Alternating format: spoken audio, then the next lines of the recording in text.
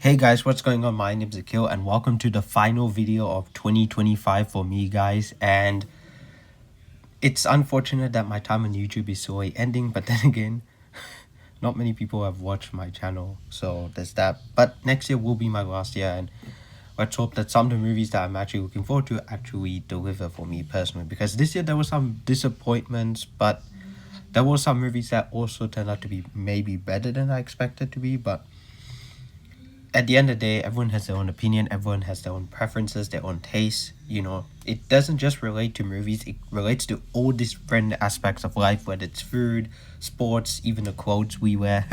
So there's that. Anyway, without further ado, we're just gonna jump right into this list, my top 10 favorite movies of the year. And unlike last year, I actually did see a lot more compared to last year. I saw 21 new releases this year, which is great. However, I did see Nosferatu on the day it came out, but because it did come out end of last year for people living in the States and other parts of the world, I did not include it on my list of favorite movies of last year, but I would have because man, I loved that movie when I saw it earlier this year. So we're just gonna jump right into it. And if you've seen my other lists, you know that I like to include one honorable mention. Unlike last year, I didn't do that because last year I just did a ranking of every movie I saw last year. Anyway, so the honorable mention for this year is going to be How to Train Your Dragon. This is the live action How to Train Dragon movie, and I saw this in Malaysia with my cousin, and we both liked it. He was 9 at the time, now he's 10. I was almost 25, but I was still 24 regardless. I had a good time watching it. I'm not a big fan of the original, but I do love the second and third film, How to Train Dragon 2 and How to Train Your Dragon, The Hidden World. So there's that. But anyway, regardless, I love this year's not love, sorry. I liked this year's How to Train Dragon film. We haven't got to the love movies yet, guys. Sorry, that was a mistake. But I enjoyed it. I had a good time watching it. And yeah, it was a fun time, and the flying sequences were cool and all to see in live action. Alright. Now getting in the top 10, this is where we actually get into movies that I didn't enjoy watching, but I do want to say that only seven of these movies I loved. And yes, while that is better than last year for sure, it's not like a whole top 10 list of like movies I personally love. So the last three are actually like 7 to 7.5 out of 10. In fact, number 10 right now, this is a 7 out of 10 movie. Anyway, number 10 is Ballerina. This is the John Wick spin-off movie, and I enjoyed it. The action was good. I liked Ana de Armas. Man, is she one beautiful woman. But honestly, the story did not hit for me the same as the other John Wick movies, so there's that. But I still enjoyed it. I still had a good time with it. However, it's one of those one-time watch action movies, like some action movies tend to be, unfortunately, or most of them. All right, number 9 is going to be a movie that I would give a 7.5 out of 10 to, same as number 8. And this is a movie that I know a lot of people loved, but for me personally, even rewatching it, I still feel the same way. Anyway, number 9 is Thunderbolts. This is a movie that, again, a lot of people love. MCU fans love, casual fans, I guess, probably love too. But I just thought it was really good, but not great in my opinion. I feel like there were characters that needed more in this movie, more depth, more screen time, more to do. And I also feel like this movie needed to be longer. And I also feel like they kind of had some forced humor. I feel like Marvel now is not really hitting with the jokes, so there's that. But I still dug it, I still enjoyed it, and it's definitely stronger than Captain America Brave New World, which I also enjoyed personally, but I didn't love.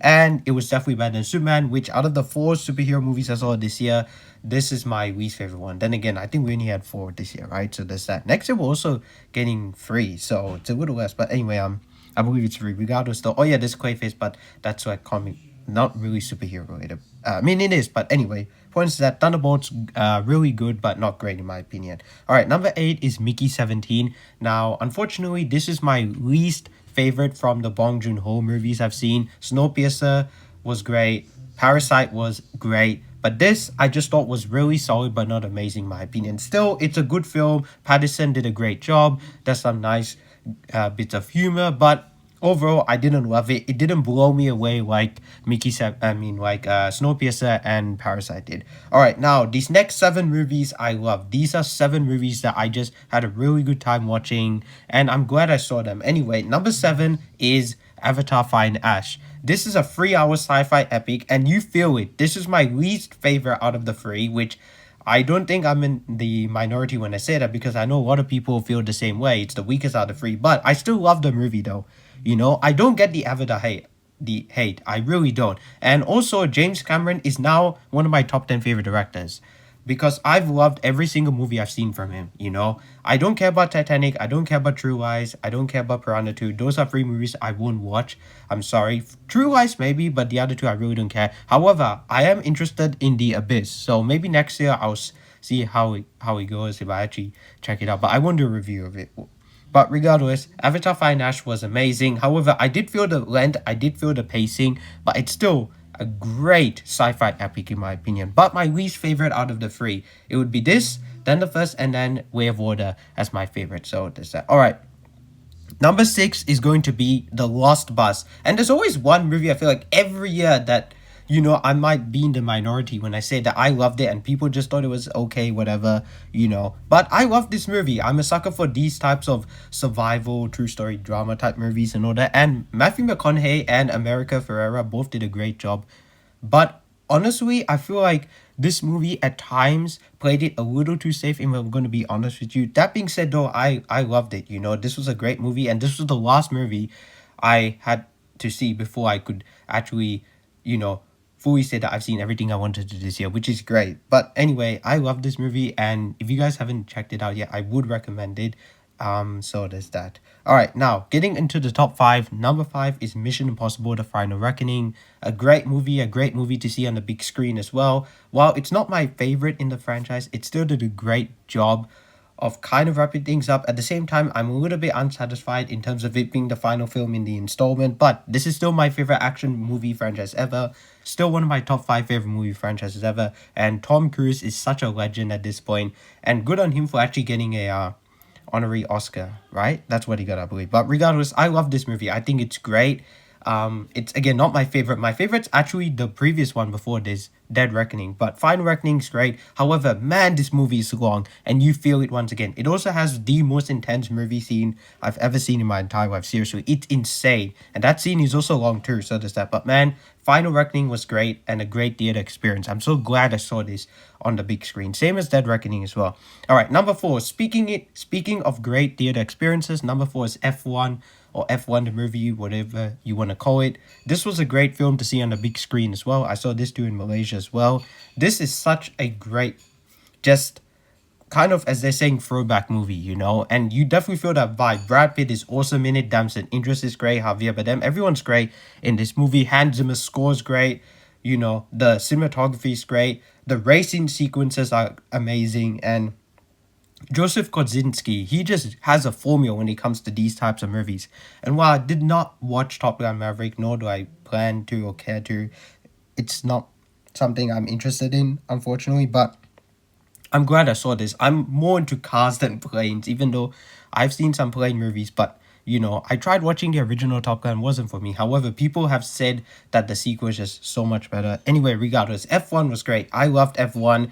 And if you somehow have not seen it, go watch it. It's probably the most like exhilarating, thrilling movie of the year, I would say. All right, now number three is going to be The Fantastic Four: First Steps, my favorite comic book movie of the year, and finally a great Fantastic Four movie. Not just good, but great Fantastic Four movie. We've had three Fantastic Four movies that weren't even good. The first two from the 2000s, I think, are okay. But the 2015 one is so bad. I do not like that movie at all, I would say. This movie, though, is leaps and bounds better. They feel like a family. You know, it feels like true comic booky moments at times. And Galactus looks great. Silver Surfer was awesome. And I don't know, it just worked very well. That being said, though, there are still some issues I have with the movie. I feel like they jump around a bit too much at times. And the humor, it wasn't even that funny at times, to be honest with you. But regardless of that, I still love this movie. Finally, a great Fantastic Four movie. All right, number two, a movie I thought was going to be my favorite movie of the year until I saw number one, that is. But number two is going to be Warfare. Warfare was incredible. This is an A24 movie. I don't really think I've seen that many A24 movies. I know Green Knight was A24, I believe. This was great. This was so good. I love this movie. And I like war movies that feel realistic. It's not even that long of a movie, too. It's like, it says 95 minutes with credit, but without credits, like 83, 84, around there maybe. regardless, it's a great movie. I'm glad I also saw this in the theater as well. I actually paid my own money to go and see this on the big screen, even though it's short. But you know what? I loved it. There are some moments that like just suddenly the sound just cuts up and boom, something happens like an explosion, and I was like, oh shit, yeah. It I get it though. It's meant to work. It's very effective because of that. This is the most realistic war movie I may have ever seen. It's not my favorite, but I wouldn't be ups. I wouldn't say. Wait, let me rephrase this. What I'm really trying to say is that this movie definitely could be one of my top 5 favorite war movies ever. It's not as good as Saving Private Ryan in my opinion because man, that first stack is my favorite first stack out of any movie I've seen. And I personally prefer 1917 over this, but this is probably top 5 favorite war movie for me. I genuinely loved Warfare. It was great. However, number 1, no movie this year surprised the shit out of me compared to number 1. Number 1 was a beautiful, tragic, emotional, dark, horrific movie. And number 1 is going to be Frankenstein. Frankenstein was something else. Directed by Guillermo del Toro, who also blew me away with his Pinocchio stop-motion animated movie a couple years ago. That was also one of my favorites from 2021, no, 2022, I think. Yeah. Man, this man, he knows what he's doing. He really does. He's delivered like 2 9 out of 10 movies in my opinion, in my eyes. Like, this is a 9, Pinocchio is also a 9. Pacific Rim was good, but I didn't love it. But that's all I've really seen from him, man. What else is this man going to do? I really have no idea. But Frankenstein was so good. I love Frankenstein. The acting was great. The makeup work was great. The cinematography was great. Everything was on fire. But there were parts that did kind of drag. So that's why it's not a 10. But boy, if this was a 10, I would be so happy. I would be so happy because this is a Frankenstein movie out of all things, And I've not read the book. The book is something I do want to read. But for now, all I'm going to say is that Frankenstein was amazing, guys. I know some people might say it's overrated and all that, but I loved it. I'm so glad I watched this. If you guys didn't think I would actually end up watching Frankenstein or Warfare, or even maybe something like Mickey 17 or The Lost Bus even, because I do like blockbusters, but I do like smaller movies too. It really depends though. It really depends on what the subject matter is. So there's that. But guys, that is it. Those are my top 10 favorite movies of the year, guys. Tell me in the comments down below, how do you feel about this list? What are your favorites of the year? In terms of least favorite though, even though I have kind of talked about least favorites before, but I'm just gonna say it now. My least favorite movie of the year is Snow White. I saw Snow White. It was mid. It was okay. It wasn't bad or terrible for me personally, but it was nothing special. It was not my type of movie. I just watched it because I like Rachel and Gal, if I'm going to be honest with you. And also it was a live action Disney remake. But pushing that aside, it has been an interesting year. Let's hope next year absolutely delivers. There's so many things to look forward to next year. Let's see. But honestly, I'm more excited for 2027. We got Batman Part 2, Beyond the Spider-Verse, Secret Wars, what else? TMNT Mutant Mayhem 2, there's Legend of Zelda, Sonic 4, Godzilla X Kong Supernova, etc, etc. There's so many things to look forward to in 2027 compared to next year. But let's see what happens, guys. Also, next year is going to be my last year of YouTube, which is sad that I won't talk about some big movies coming to 2027. But of course, I'll still watch them. I just won't review them. So there's that. But guys, that's all I have to say for now. Thank you guys so much for watching all my videos this year. Next year, one last time on YouTube, one last ride, the last 12 months of my YouTube life, and then that's it. Because after that, I'll be graduating and from uni and working and, and doing other things. So there's that. And it feels like it's a perfect, way to close this chapter, of my life, not just to say goodbye to like full-on education, but also closing this chapter of being on YouTube, of my life, of closing, saying goodbye to YouTube, basically. I mean, of course, I'll still watch YouTube, but just not make videos. But guys, that's all I have to say for now. Thank you guys so much for watching this video and all my videos this year. I'll see you guys next year in 2026. Don't forget to like, comment, and subscribe to my channel. My name is Akil, otherwise known as the Comic Director, and I'll see you guys next year for my final year on YouTube. Bye-bye.